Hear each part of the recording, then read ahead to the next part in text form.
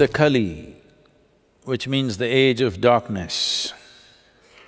In the cycle of the solar system, not in the cycle of the planet, in the cycle of the solar system, it does a cycle in 25,920 years.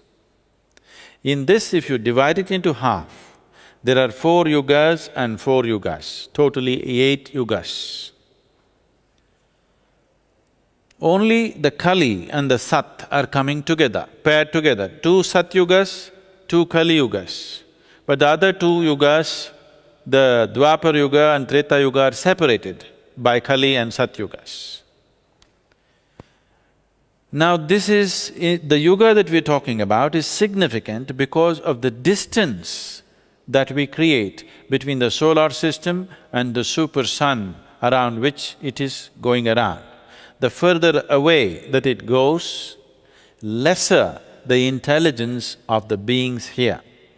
So Kali Yuga is a time when there is maximum distance. Because of this maximum distance, the human intellect is at its lowest. And then, as it starts moving closer, human intelligence will begin to blossom. Actually, they go to the extent of saying that human ability to understand and use the electrical and magnetic forces in the human system will get better as it gets closer and get worse as it gets further away. Today you know, your intelligence is essentially how your neurons crackle in the brain. Yes? If you see a kind of a simulated image of the brain, you will see it's crackling around. Can we put this image? Do we have the brain image, Blue Brain project? So, you will see it's pulsating with crackling like electricity because how much electrical charge it can carry determines how well you can think, how clearly you can think. One thing that recently the physical scientists have come to, the yogic sciences have been saying this for a long time. The physical scientists have come to this, they are saying, looking at the physical laws that rule the solar system, they feel there is no room for further development of human brain. Why this is so is, if you increase the size of the neurons, it will become more capable, but it will take too much electricity. Right now as you sit here, 20% of the energy is being spent in your brain. 20% of the calories are right now being burnt in your brain, remaining 80% for such a big part of your body. 20% is spent only here in your brain, because brain is a high power-consuming part of your body. Suppose your brain became this big, you would need too much energy, you would need such a big stomach to accommodate that. I know some of you are trying, but it doesn't work that way. That's not the way it works. If you create such a big brain, you will not be able to supply power to it. If you increase the number of neurons, then you could still do better with the same amount of power. But if you increase the number of neurons, then the way it is packed right now, the clarity of signals will go away. This is the case with many hyperactive children. The number of neurons in their brain is higher than normal. They are brilliant, but scattered all over the place. They can't think straight. They're brilliant in spurts, but nothing comes out of it because there is no clarity. So if you increase the size, it doesn't work. If you increase the number, it doesn't work. So they're saying according to the physical laws, it is not possible for human brain to evolve further, but we can learn to use it better.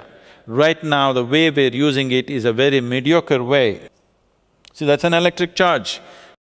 So increasing the size of the brain or increasing the number of neurons are not possible, so they're coming to this conclusion that human intelligence cannot be enhanced, but it can be better used. Right now, the way we are using it is very mediocre.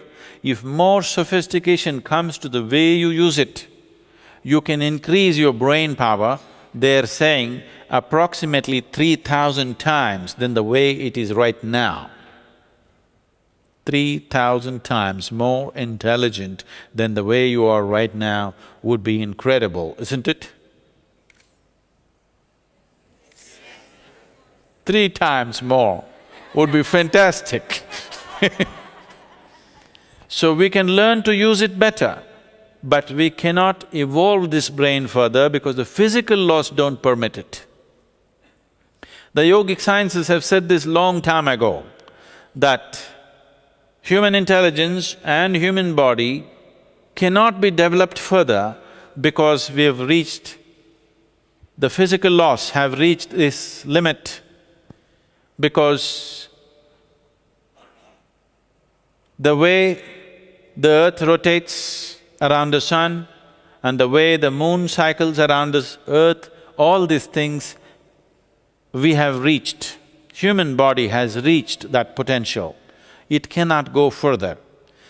But at the same time, yogic sciences once again say, but your ability to use it can be enhanced by doing variety of things. One of the things that we spoke about just now is brahmacharya. That is, you can generate that kind of energy in the system that if you had 10 brains, it could still power it. If you have 25 brains, it could still power it. You could sit here and power 1,000 brains which are sitting around you by generating the necessary energy, by raising the kundalini, by bringing your energies to full force. You can power 1,000 brains if you want. That much energy is there. So we said, there are sages who are referred to as people who had 1,000 hands, 10,000 hands. Why it is being said is, what 10,000 men could do, one man is doing. In many ways, modern technology just represents that, you know. But in a much more internalized way, a human being can be in such a way that his intelligence could cover for 1,000 people, or 10,000 people, or 1,000,000 people, because there is another way of generating more efficient energy within the system. The scientists are looking at how body generates energy in its normal condition, and they're saying, if you have a little bigger brain, won't be able to supply power to it. But there are other ways to generate, and you don't need a bigger brain, you don't need more neurons, you need more energy. If you had more energy, more refined energy, you would see, if you had to light this hall, there was a time you need 5,000 watt bulbs we were using. Today, you use 100 watt halide, it's on. Now, this hall is going to get… one of our meditators is sending it from United States to us, he manufactures the very powerful LED lamps. These bulbs are 12 volt, okay? 12 volt bulbs, they're going to light up the whole hall. This was unthinkable just 5 years ago. With 12 volt bulbs, you're going to light up such a big hall? We are going to do it. So with very little power, we are lighting up things because the way we use the power and the refinement of how it happens enhances our ability to use it. What goes for a LED lamp definitely goes for the human body and human brain. So that's what yoga is constantly exploring. So Kalki is to come to end the age. To end the age of darkness, he's supposed to come. See, the nature of time is such, nobody need to begin it, nobody need to end it, it goes on anyway. Nothing may happen to you in your life, but time will pass, isn't it? There's one thing you can be guaranteed of. In case you get some boon and become immortal. You may even become immortal, but you can't stop time from passing on, isn't it? So nobody has to begin an age and end an age. It is just that they said Kalki will come on a white horse, winged. So if horse has wings, it's a no good horse. Horse should have good legs. No? Am I saying something wrong? A horse should have 4 good legs, that's a good horse. A horse which has wings is a lousy horse. Yes or no? So obviously, they were talking about a white horse metaphorically, not as a horse. It is a metaphoric thing that brightness will arrive. When the age passes, the darkness will move out and brightness will arrive, and it will destroy the darkness.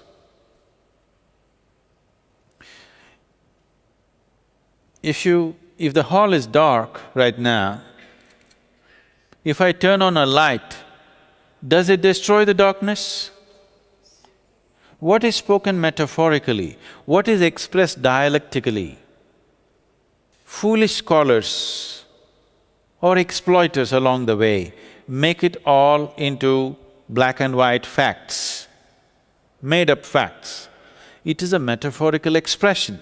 As the solar system moves, it moves into a dark phase, and as it moves out, light arises. It will rain upon us. Even if you don't want to be, suddenly your brain will crackle and work better because you moved into a different age. As we were saying this yesterday, even today, even in a comic book, even in a child's mind, my intelligence worked means light. Yes or no? Isn't it so? I got a bright idea, not a dark idea. Understand? Because intelligence, always human beings have associated with light.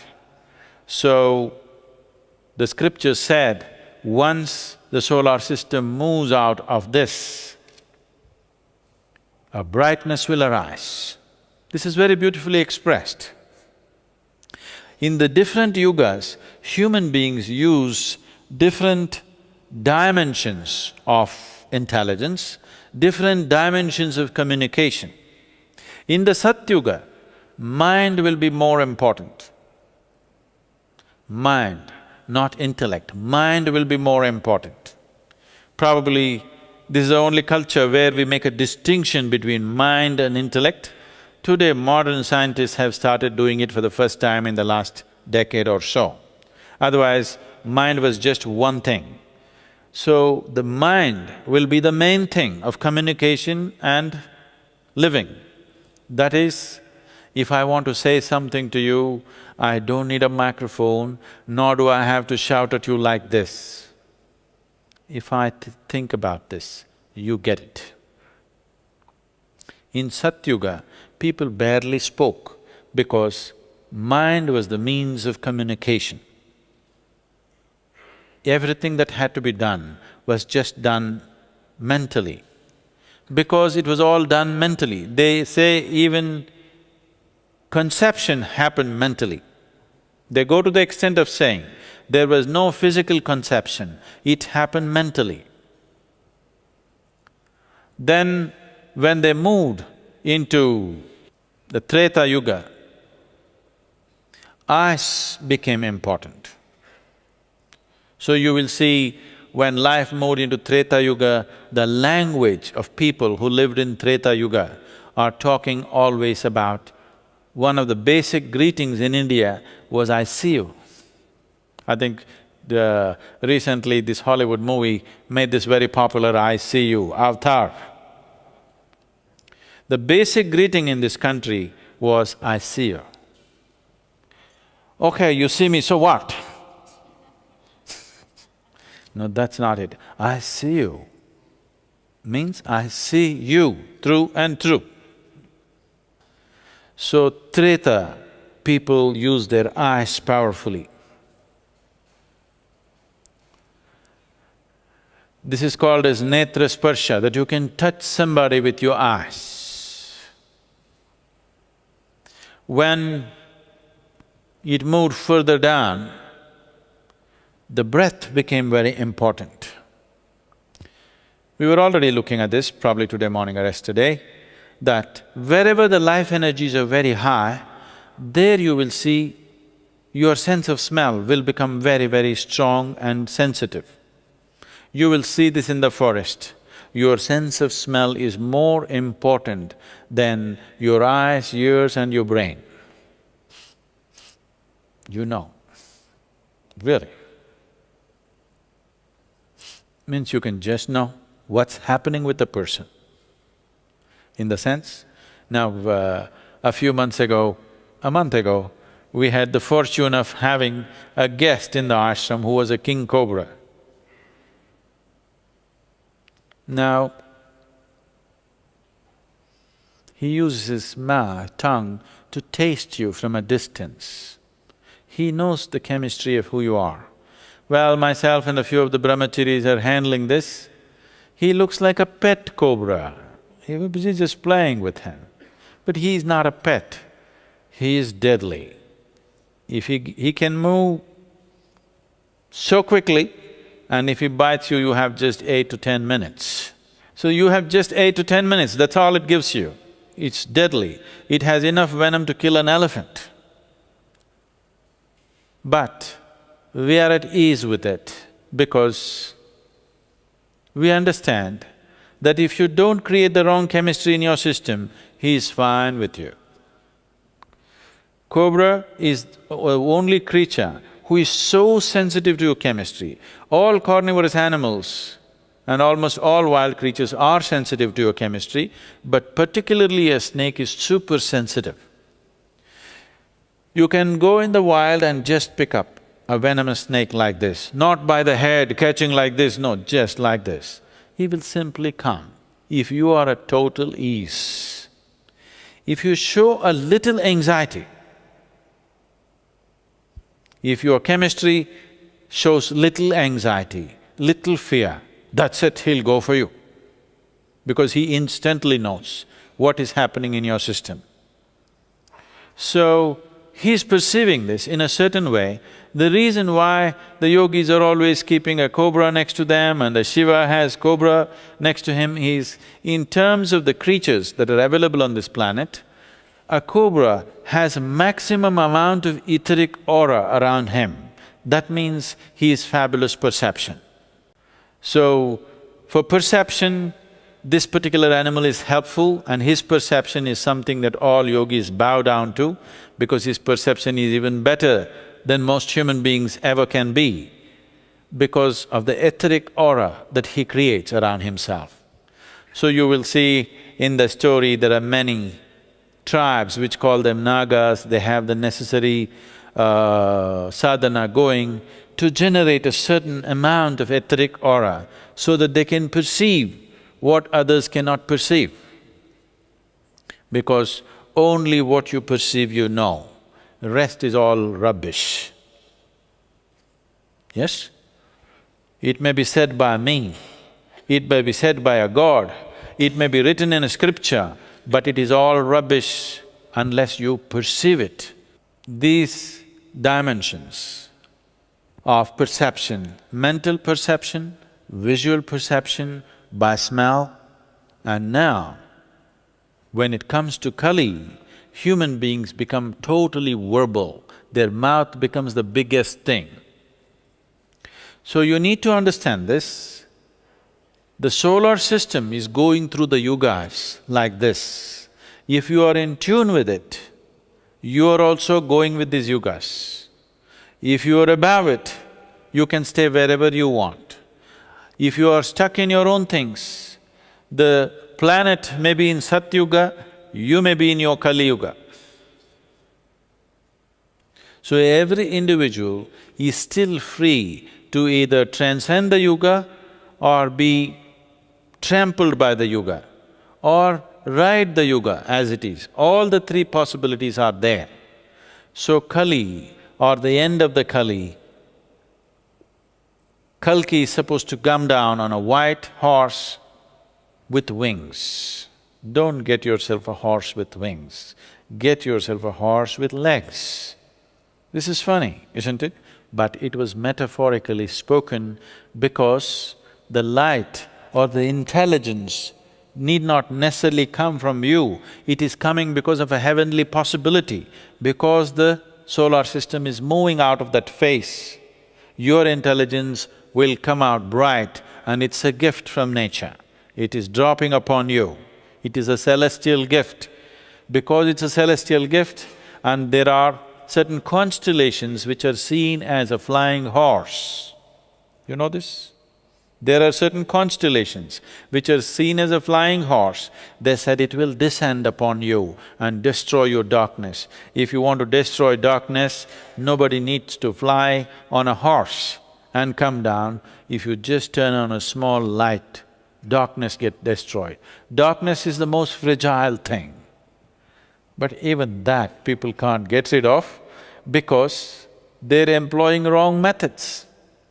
Suppose we turn off the lights and it's dark and you decide, suppose this hall is dirty, if I tell you clean it up, all of you with great enthusiasm if you go, probably in 15 minutes' time you can have the hall cleaned up. Now the hall is dark, then I tell you, get this damn darkness out. If all of you go with great enthusiasm, till you die, if you do, still it will not go. But if you turn on a light, it will go. That is the nature of darkness. That is why a light being on a flying horse came down and took away the darkness. Unless you have still allowed it to live within you.